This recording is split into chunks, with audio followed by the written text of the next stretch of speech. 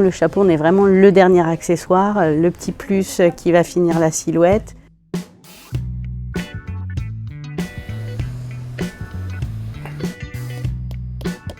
Je suis chapelier formier et je travaille chez Maison Michel, qui est une maison qui a été fondée en 1936.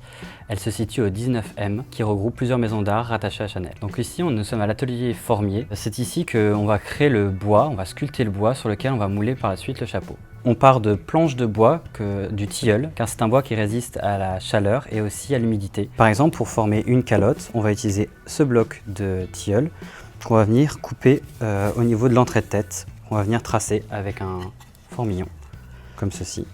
Car l'entrée de tête, c'est la base du chapeau, c'est la mesure principale qu'on va avoir besoin pour faire un chapeau. L'entrée de tête se situe ici. Une fois qu'on a coupé avec une scie à ruban l'entrée de tête, on va venir sculpter la forme avec nos outils. Et petit à petit, nous allons créer la ligne pour donner la forme souhaitée au chapeau, enfin au bois, qui par la suite va être utilisé pour faire le chapeau.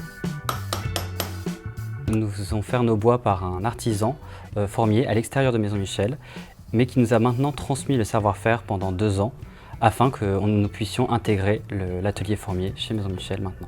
Le travail de formier est très minutieux et plus long que celui de chapelier, car on a des dimensions à respecter. L'étape de finition d'après, ça va être le ponçage, qui va donner un aspect plus lisse, et on finit par vernir notre forme. Une fois qu'elle est vernie, la forme, ça veut dire qu'elle a été validée et que notre travail ici est fini.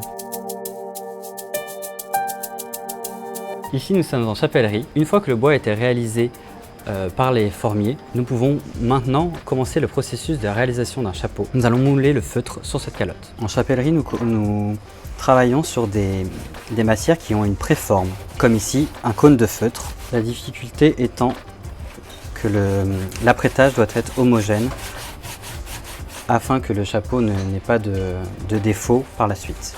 Chez Maison Michel, nous travaillons principalement 3 matières qui sont le feutre, la paille cousue et le panama, qui est de la paille tressée. Là, nous allons mettre le cône de feutre sous la cloche à vapeur. La vapeur va nous permettre de rendre le feutre malléable comme un chewing-gum afin de pouvoir l'étirer et lui donner la forme souhaitée.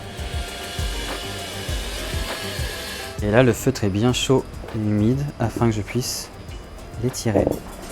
Ici, j'utilise une tirante pour resserrer l'entrée de tête, car vu que je fais un chapeau en 2 pièces, j'ai besoin d'abord de former la calotte. Là, je viens venir étirer tout en regardant ma forme.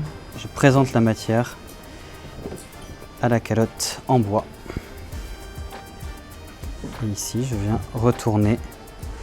Afin de pouvoir bloquer ma matière, je vais utiliser un jonc et je vais venir le bloquer. On voit que la matière adhère bien au feutre. Donc là, je viens bichonner mon chapeau pour donner au feutre, lui faire garder son sens du poil. Maintenant, je vais venir le placer dans l'étuve, qui est un four, pendant 1 heure afin qu'il sèche. Comme c'est un chapeau où il y aura un tendu de tissu, nous avons dû le réaliser en 2 parties. Donc là, vous avez vu la calotte et maintenant, nous avons fait le même procédé, sauf que nous sommes partis d'une capeline de feutre et en suivant les mêmes étapes, nous avons moulé le bord du chapeau. Donc là, maintenant que notre calotte est bien sèche, je vais venir la démouler. Et voilà, une fois qu'elle est démoulée, je peux aller la donner au modiste. Ici, vous êtes dans l'atelier modiste. Je vais venir la recouvrir entièrement de tissu. Donc, ce qu'on appelle communément un tendu de tissu. Pour le bord, on coupe un biais de tweed. L'avantage du biais, c'est que c'est un petit peu élastique. Il faut être assez délicat, mais en même temps assez ferme. La chapellerie, c'est un travail assez en force. Nous, on est un petit peu moins en force, mais il faut quand même savoir doser la force et la délicatesse pour pas abîmer les tissus. Ce qui peut être l'inconvénient du chapeau, c'est qu'en général, c'est l'accessoire qui vient en dernier. Les chaussures, c'est toujours en amont, les bijoux, etc. aussi. Par contre, nous, le chapeau, on est vraiment le dernier accessoire, le petit plus qui va finir la silhouette, l'accessoire qui va être décidé aussi en dernière minute par les différents directeurs artistiques. Ça peut être des fois 3 jours avant le défilé, quoi. Donc c'est pour ça que c'est pas forcément période de rush par rapport à la quantité ou enfin c'est surtout par rapport au délai. Voilà le modèle fini.